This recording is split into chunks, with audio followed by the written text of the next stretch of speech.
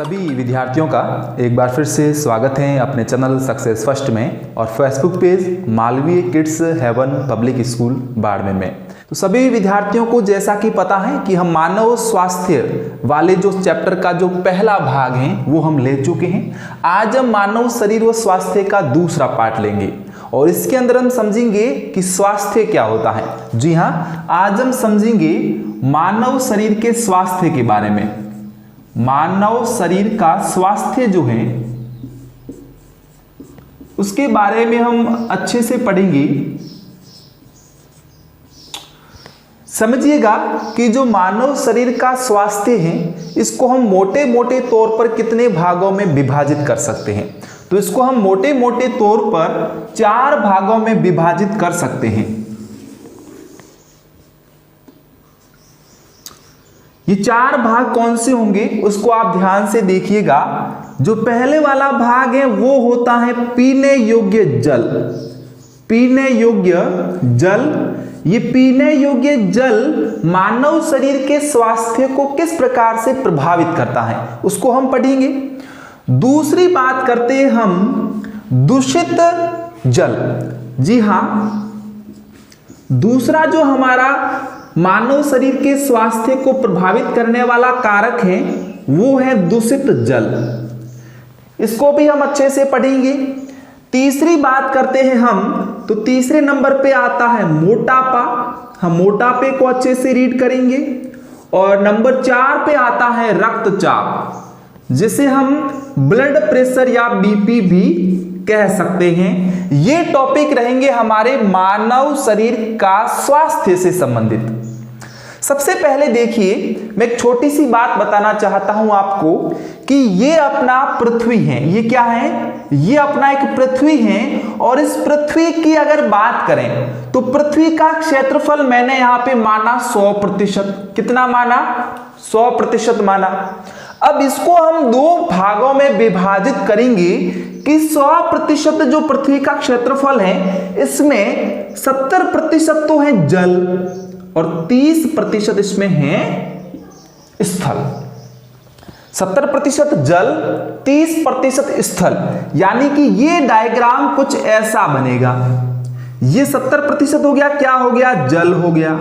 ये 30% क्या हो गया? स्थल हो गया। आप कहोगे कि सर बहुत सारा पानी है। बिल्कुल बहुत सारा पानी है, लेकिन यहां पे एक प्रश्न पूछा जाता है कि इस पानी में से पीने योग्य पानी कितना है। कहने का मतलब है कि मीठा पानी जिसको हम पी सकते हैं। तो जो ये 70% है ये अपने आप में कितना हो जाएगा? ये अपने आप में 100% है। अब इस 100% में से केवल 2.5% से 3% ही पानी पीने योग्य है। बाकी का जो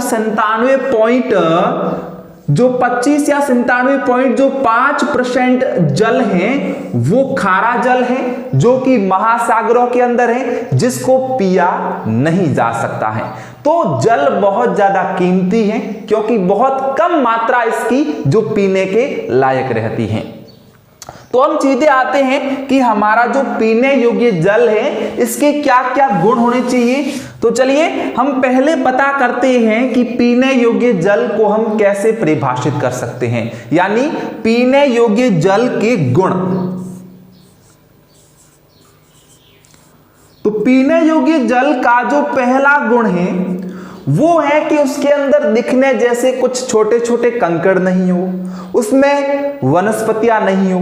यानी कि हम यूं कहेंगे कि ऐसा जल जिसमें वनस्पति नहीं हो और इसके अंदर छोटे छोटे कण नहीं हो, ये दोनों चीजें इसके अंदर नहीं होनी चाहिए, तभी जो जल है वो पीने योग्य जल होगा।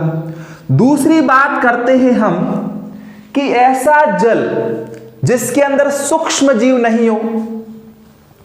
जो छोटे छोटे जीव होते हैं उनको हम सूक्ष्म जीव कहते हैं। तो ऐसा जल जिसमें सूक्ष्म जीव नहीं हो वो जल भी कैसा होगा? पीने योग्य जल होगा। और बात करते हैं हम जल के एग्जैक्ट पीएच मान की। पोटेंस और हाइड्रोजन आयनों की सांद्रता को पीएच कहते हैं। और बात करें हम पीएच की, तो नॉर्मली जो जल पीने योग्य होगा उसका पीएच मान होता है 7, लेकिन नॉर्मली ये 7 से कम भी हो जाता है कभी कभार। इसको हम इस पैमाने में रख सकते हैं 6.5 to 8.5, ये इसका पैमाना है एक जल का जो पीने योग्य है। और नॉर्मली हमारे द्वारा जो पिया जाता है उसका पीएच 6.5 to 8.5 होता है, लेकिन जो सही तौर से जो शुद्ध जल होता है उसका मान तो 7 होता है। 7 से ज्यादा इसलिए नहीं क्योंकि 7 से ज्यादा तो भाई क्षारीय हो जाता है, 7 से ज्यादा क्या हो जाता है, क्षारीय हो जाता है। और 7 से कम क्या हो जाता है, अम्लीय हो जाता है। तो हमें ना तो अम्लीय पीना है ना हमें क्षारीय पीना है, हमें तो भाई उदासीन जल पीना है, यानी कि शुद्ध जल। तो शुद्ध जल की पीएच मान कितनी हो जाएगी, तो शुद्ध जल यानी कि पीने योग्य पानी की जो पीएच मान है वो 7 होनी चाहिए। बात करते हैं हम आगे की प्रॉपर्टीज में, आगे के गुण में, कि पीने योग्य जल में और क्या क्या गुण होने चाहिए। तो पीने योग्य जल में एक और गुण है जो विशेष तौर से आपको याद रखना है, वो गुण है कि ऑक्सीजन ज्यादा घुली होनी चाहिए, इसकी पर्याप्त मात्रा घुली होनी चाहिए। अगर ऑक्सीजन पर्याप्त मात्रा में जल में ऐड नहीं है तो वह जल पीने योग्य नहीं होगा। तो ये बहुत बड़ी बड़ी चीजें हैं जो आपको पीने योग्य जल के गुणों के अंदर याद रखनी है। इसके बाद हम बात करते हैं कि दूषित जल जो है, इस दूषित जल के क्या क्या गुण हो सकते हैं, या दूषित जल हम किसे कहेंगे। तो आपको कुछ भी नहीं करना है, जो आपने पीने योग्य जल में लिखा है उसका अपोजिट क्या होगा, दूषित जल होगा। यानी कि ऐसा जल जिसमें वनस्पति भी हो, जिसमें वनस्पति भी हो, जिसमें कण भी हो, दिखाई देने वाले कण भी हो, जिसके अंदर सूक्ष्म जीव भी हो, और जिसका पीएच मान भी संतुलित नहीं हो, यानी कि 7 से कम हो और 7 से ज्यादा हो, तो उसे हम कहेंगे दूषित जल। जिसके अंदर पर्याप्त मात्रा में ऑक्सीजन नहीं घुली हुई हो उसे अपन क्या कहेंगे, दूषित जल कहेंगे। ये तो हो गया पीने योग्य जल और दूषित जल के गुण। सबसे पहले हम पीने योग्य जल का प्रभाव देखते हैं कि पीने योग्य जल को पीने से या शुद्ध जल का सेवन करने से हमारे शरीर पर क्या प्रभाव पड़ता है। शरीर के अंदर अगर बात करें हम जल की, तो कुल मिला के दिन की 8 गिलास समथिंग 8 गिलास पी लेना चाहिए, लगभग 3 से 5 लीटर। इतना अगर जल हम दिन का पीते हैं तो हमारा शरीर कैसा रहता है, स्वस्थ रहता है। 5 से ज्यादा ही पिए, 5 भी पी सकते हैं। अगर व्यक्ति का शरीर अगर उसको सेवन, जितना ज्यादा पानी पिएंगे हम कहेंगे उतना हमारे शरीर के लिए अच्छा रहता है। दूसरी बात करें कि ये क्या रोगाणुओं से लड़ने में भी मदद करता है। अगर हम पानी ज्यादा पिए, शुद्ध जो जल है उसका सेवन अधिक करें, तो क्या ये हमारे स्वास्थ्य को बेहतर कर सकता है, तो बिल्कुल कर सकता है।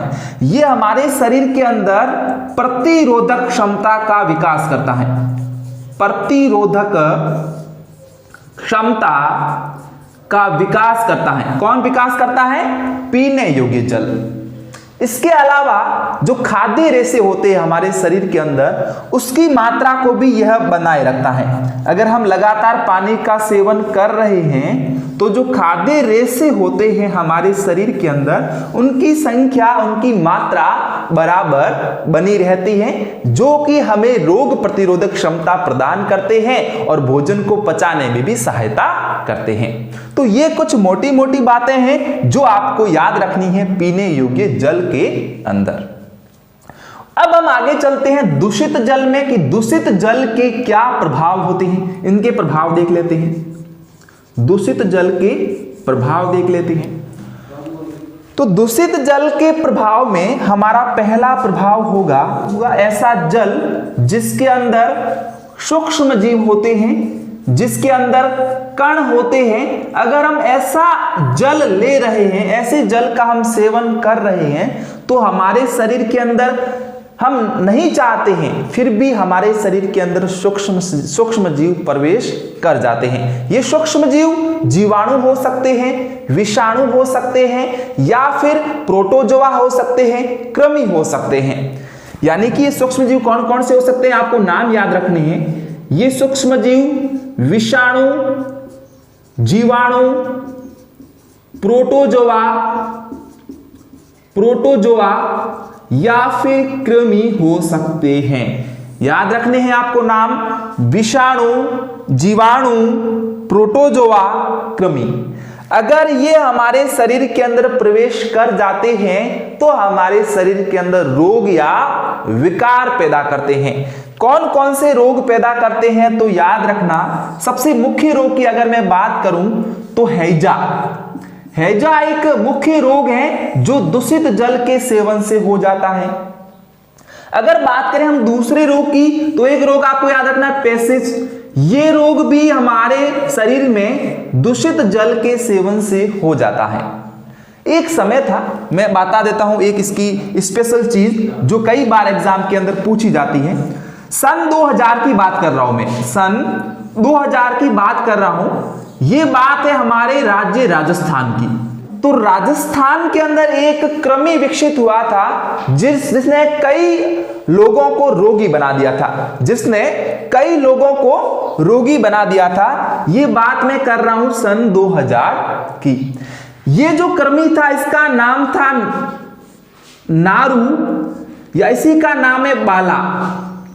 वैसे नारू है, लेकिन हम आम भाषा के अंदर, आम बोलचाल के अंदर इसे बाला नाम से जानते हैं। बाला वो वाला नहीं, ये बाला रोग कारक है, कृमि है। अगर आपको पूछा जाए कि यह रोग आज भी होता है क्या ये कृमि आज भी पाया जाता है, तो नहीं। ये 2000 से पहले था, 2000 के बाद इसको पूरी तरीके से समाप्त कर दिया। वर्तमान समय में ये दिक्कत, ये समस्या नहीं है। नारा या बालू रोग का जो यहाँ पे नाम रहता है, अगर हम इसके साइंटिफिक नेम की बात करें तो इसका नाम होता है ड्रैकनकुलस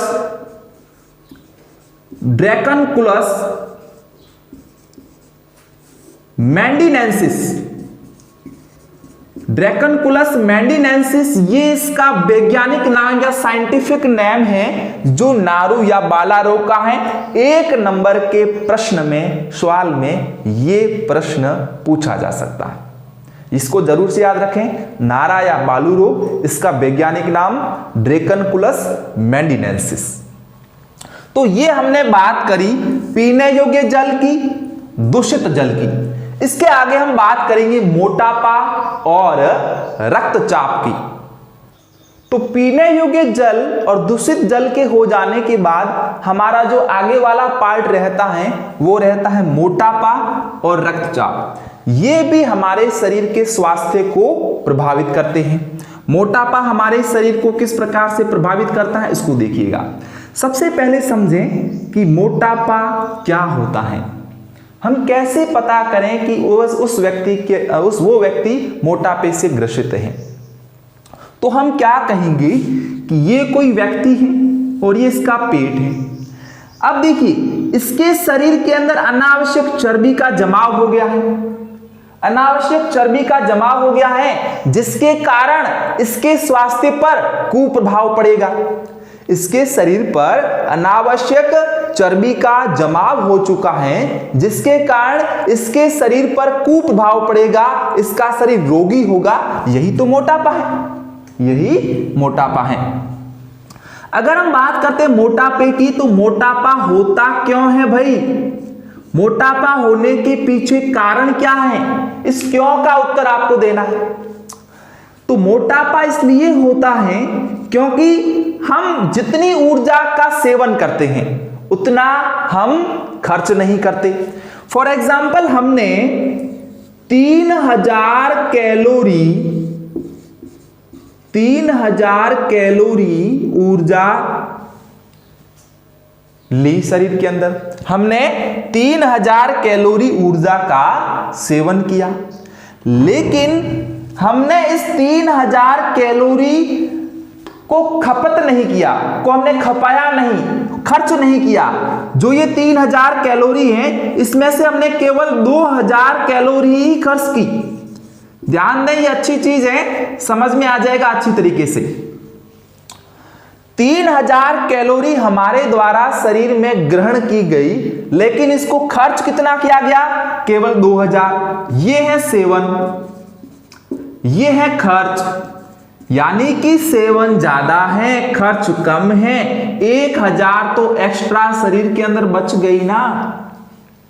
यही जो है वो मोटापे का कारण बनता है। हमारे द्वारा ग्रहण की गई ऊर्जा और खपत की गई ऊर्जा के अंतराल के अंदर जो कैलोरी बचती है, इसी के कारण हमारा शरीर मोटापे से ग्रसित हो जाता है।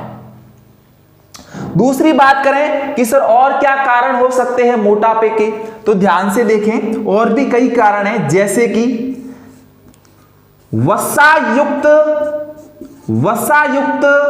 खाद्य पदार्थों का सेवन करने से।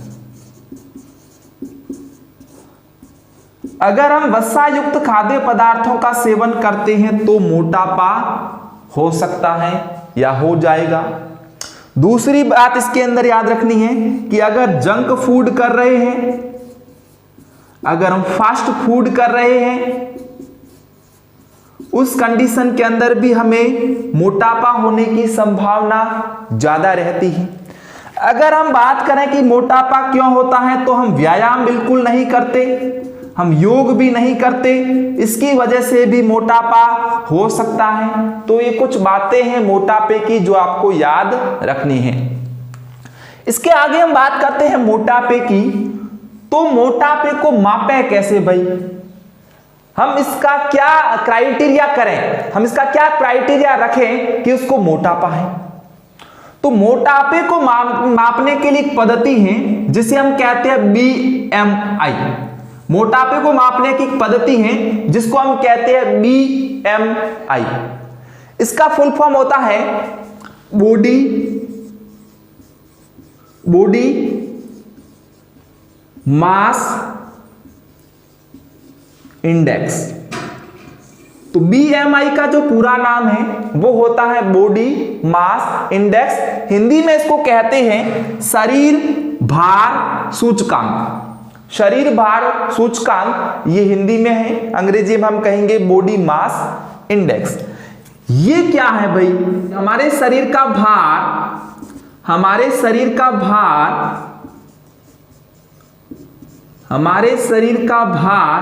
तथा हमारे शरीर की लंबाई के अनुपात को, हमारे शरीर के भार वो हमारे शरीर की लंबाई के अनुपात को ही BMI कहते हैं। यानी कि भार के अंदर लंबाई का भाग देना है, तो हमारी BMI यानी कि बॉडी मास इंडेक्स का मान आ जाएगा, यानी कि वो व्यक्ति कितना मोटा है पता चल जाएगा। अब इसकी इकाई क्या होती है अगर पूछा जाता है, तो इसकी इकाई होती है किलोग्राम प्रति मीटर स्क्वायर। किलोग्राम प्रति मीटर स्क्वायर ये इकाई है, किसकी इकाई है? तो BMI को मापने की इकाई है किलोग्राम प्रति मीटर स्क्वायर। इसके बाद हमारा जो टॉपिक है वो रहता है कि मोटापे से कौन कौन से रोग हो जाते हैं। अगर व्यक्ति मोटापे से ग्रसित हैं तो उसको कौन कौन से रोग हो जाते हैं। तो आपको क्रम से रोग याद रखने हैं कि एक रोग हो जाएगा हृदय संबंधी रोग हो जाएंगे उसको, यानी कि इसको हार्ट अटैक आने की संभावना रहती है। दूसरा इसकी बात करें तो अस्थि संध्यार्थी एक रोग है, अस्थि संध्यार्थी एक रोग है जो इसको हो जाएगा। रात को सोते वक्त श्वास के अंदर तकलीफ, श्वास में तकलीफ या श्वास लेने में समस्या, ये समस्या कब होगी? जब वो रात के अंदर सोएगा या दिन के अंदर भी सोएगा। यानी कि अगर व्यक्ति को मोटापा, अगर व्यक्ति को मोटापे ने घेर लिया है, अगर व्यक्ति को मोटापे ने घेर लिया है तो हृदय संबंधी रोग हो जाएंगे, अस्थि संध्यार्थी, और रात को श्वास लेने में क्या होगी? समस्या होगी तो ये चीजें आपको मोटापे नामक टॉपिक के अंदर याद रखनी है। ये आप किस में याद रखोगे? मोटापे के अंदर याद रखोगे कि मोटापा क्या होता है और मोटापे को किस में मापा जाता है, बीएमआई का मात्रक क्या होता है, बीएमआई का फुल फॉर्म क्या होता है, मोटापे से कौन कौन सी समस्याएं हो जाती हैं। तो ये चीजें आपको याद रखनी है। इसके बाद हम आगे चलते हैं रक्तचाप पर। तो आगे का बात करते हैं हम रक्तचाप के बारे में, जिसे हम ब्लड प्रेशर या हम शॉर्ट में से कह सकते हैं बीपी। अब रक्तचाप क्या होता है, तो इससे पहले हम रक्त को पढ़ेंगे कि रक्त क्या होता है या रक्त वाहिनियां क्या होता है। तो सबसे पहले हम रक्त वाहिनियों को देख लेते हैं कि रक्त वाहिनियां कितने टाइप की होती हैं। तो रक्त वाहिनियां यहां से होगी दो टाइप की। एक प्रकार होता है रक्त वाहिनी का धमनी और दूसरा इसका प्रकार होता है शिरा। तो धमनी, इसके अंदर तो हमेशा बहता है शुद्ध रक्त और शिरा इसके अंदर हमेशा बहता है अशुद्ध रक्त। धमनी में हमेशा शुद्ध रक्त बहता है और शिरा में हमेशा अशुद्ध रक्त बहता है। नॉर्मली हम धमनी की ही बात करते हैं। फॉर एग्जाम्पल ये एक धमनी है इस प्रकार से, या कोई रक्त वाहिनी है। तो रक्त वाहिनियों पर एक जो दबाव डाला जाता है इस प्रकार से जो रक्त वाहिनियों पर रक्त के द्वारा जो दबाव डाला जाता है उसको हम कहते हैं बीपी या रक्तदाब या रक्तचाप। वापस से सुनिएगा कि रक्त वाहिनियों में बहते हुए रक्त के द्वारा जो भित्तियों पर दाब डाला जाता है उसे हम रक्तचाप या ब्लड प्रेशर या रक्तदाब कह सकते हैं। तो इधर से देखिएगा इसको कि नॉर्मल जो व्यक्ति होता है, सामान्य व्यक्ति, नॉर्मल जो व्यक्ति होता है उसके अंदर रक्तचाप का मान 120/80 mmHg होता है। अब आप पूछोगे कि ये mmHg क्या है, तो यहां पर ये mmHg रक्तचाप को मापने की इकाई है। तो आप कहोगे कि सर ये mmHg ही क्यों लिया, कोई दूसरा क्यों नहीं? तो यहां पे mmHg इसलिए लिया क्योंकि यहां पे mm का मतलब है मिलीमीटर, mm का मतलब है यहां पर मिलीमीटर और यहां पर Hg का मतलब है पारा। जब कभी भी आप हॉस्पिटल गए होंगे तो आपने रक्तचाप को मापने वाला यंत्र, रक्तचाप को किस यंत्र से मापते हैं? स्फाइग्नोमैनोमीटर, याद रखना स्फाइग्नोमैनोमीटर ये रक्तचाप मापने का यंत्र है और रक्तचाप को मापने की इकाई क्या है? तो mmHg। इस स्फाइग्नोमैनोमीटर को हम दूसरे रूप में रक्तचाप मापी भी कह सकते हैं, रक्तचाप मापी भी कह सकते हैं। यहां पर आप देखिएगा कि जो mmHg है, यहां पे mm तो हो गया मिलीमीटर, Hg हो गया पारा, यानी कि इस प्रकार का इंस्ट्रूमेंट होता है स्फाइग्नोमैनोमीटर। इसके अंदर इस प्रकार से अंदर की तरफ एक नली होती है और उसके अंदर क्या भरा रहता है? पारा भरा रहता है, जिसे हम कहते हैं Hg। अब देखें यहां पर लगा रहता है मिलीमीटर का पैमाना इस प्रकार से। तो जो ही पारा ऊपर की तरफ चढ़ता है 80, 90, 100 या इसके भी ऊपर 120, 130, 150, तो वो पारा चढ़ता है और पारा चढ़ता है मिलीमीटर पैमाने पर, इसलिए हम इसकी इकाई को रखते हैं मिलीमीटर पारा या फिर mmHg 120/80। ये होता है नॉर्मल व्यक्ति का, सामान्य व्यक्ति का रक्तचाप। यहां पर जो 120 है इसे हम कहते हैं सिस्टोलिक दाब। याद रखें ये इंपॉर्टेंट है, इसको कहते हैं सिस्टोलिक दाब, इसको कहते हैं डायास्टोलिक दाब, डायास्टोलिक दाब कहते हैं 80 को। अब हम आगे बात करते हैं कि जो रक्तचाप है, ये रक्तचाप कितने भागों में विभाजित किया जाता है। तो यहां से देख लीजिए कि रक्तचाप को हम दो पार्ट्स के अंदर डिवाइड कर सकते हैं। एक होता है हाई ब्लड प्रेशर और एक होता है लो ब्लड प्रेशर, यानी कि उच्च रक्तचाप, और एक होता है निम्न रक्तचाप। बिल्कुल आसान सी परिभाषा है। अगर धमनियों के अंदर रक्त धीमे धीमे बह रहा है, अगर धमनियों में रक्त कैसे बह रहा है, धीमे धीमे धीरे धीरे बह रहा है, तो हम कहेंगे कि निम्न रक्तचाप है। और अगर रक्त तेजी से बह रहा है, तेज गति से बह रहा है, तो हम कहेंगे कि हाई ब्लड प्रेशर है, उच्च रक्तचाप है। बस ये सिंपल सी परिभाषा है जो हमें समझ के लिखनी होती है।